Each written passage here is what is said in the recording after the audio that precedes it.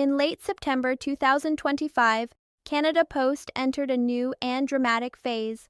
On September 25th, postal workers represented by the Canadian Union of Postal Workers, CUPW, launched a nationwide strike, halting mail and parcel deliveries across the country. This move came in response to sweeping government reforms announced just prior, including a plan to end door-to-door delivery for many households, replace it with community mailboxes, and close certain rural post offices.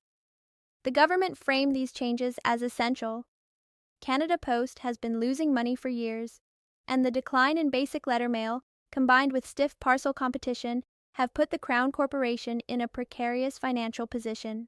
On the union side, QPW called the reforms an attack on the institution of Canada Post and warned that the changes threaten thousands of workers and the reliability of mail service in rural and Indigenous communities. Over subsequent days, protests and rallies unfolded across major Canadian cities as workers and supporters demanded better protections, fair bargaining, and resistance to sweeping cuts. This moment marks a turning point.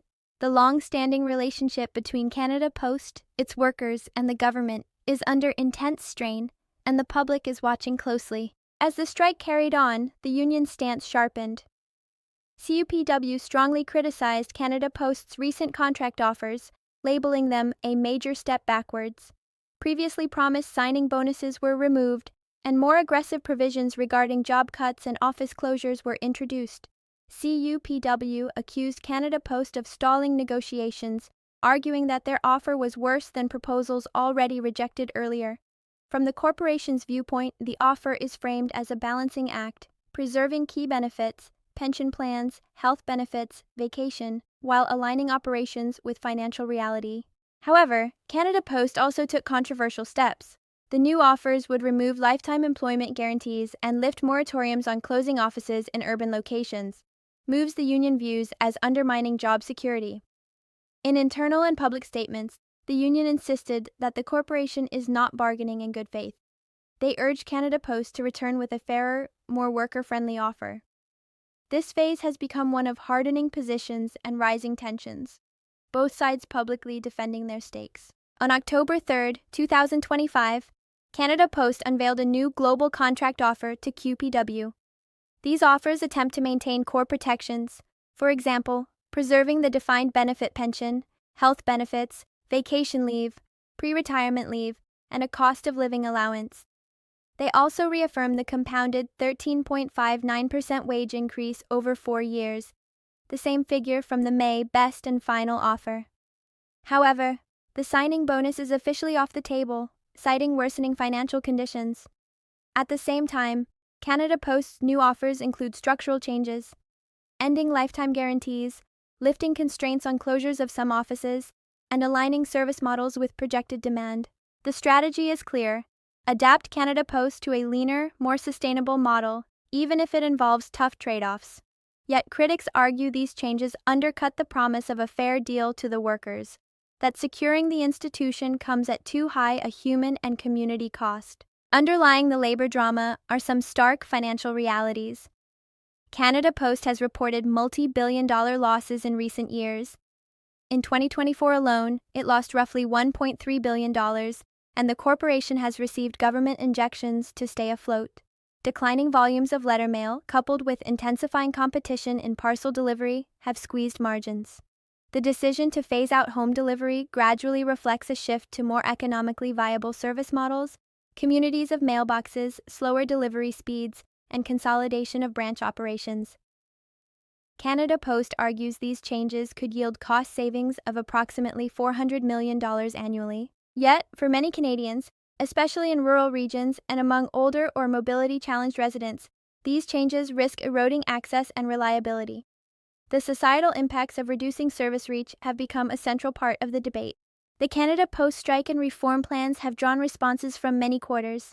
In Parliament, Minister Joel Lightbound, the minister overseeing public services, defended the reforms, stating that Canada Post cannot continue on a path of repeated bailouts. Lightbound has also justified lifting moratoriums on post office closures and allowing greater operational flexibility as necessary steps toward long-term stability. Meanwhile, public opinion is divided. Some Canadians acknowledge the need for structural reform in a changing postal market. Others view the sudden, sweeping cuts as unfair, especially for remote or marginalized communities that rely heavily on postal services. Business groups are caught in the middle. Many rely on Canada Post for parcel delivery, especially small businesses. Delays or service disruptions during the strike have already produced ripple effects. Municipal leaders in rural areas have expressed concern that postal offices serve as social and economic hubs. Closing these could further weaken local infrastructure. The federal government is also under pressure. Balancing the political fallout of service cuts, the fiscal burden of bailouts, and the necessity to modernize. How Ottawa navigates this delicate path will directly influence how Canada Post evolves and how Canadians perceive its value. As the strike continues and negotiations remain strained, several potential paths lie ahead.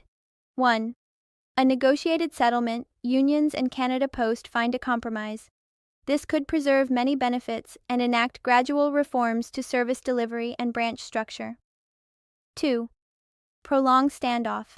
If positions remain entrenched, the strike could extend, increasing costs, public frustration, and financial losses. 3.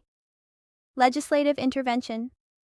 The government might step in, either via back-to-work orders or statutory amendments to postal operations, though that risks major backlash from labor and public sectors. 4. Service transformation.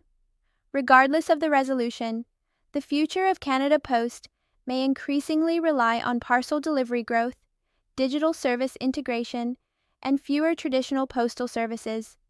Near term, Canada Post must carefully monitor financial performance, maintain essential operations where possible, and avoid reputational damage. The union must sustain morale, public support, and pressure for a fair deal. For Canadians, the stakes are high. This process will reshape how mail and parcels move across the country, especially in underserved areas. The resolution may set precedents for how Crown corporations adapt in a changing economy. We will continue to track developments, new offers, votes by union members, government action, and the tangible service effects on communities across Canada. Thanks for watching. Subscribe for more updates on Canada Post and national news.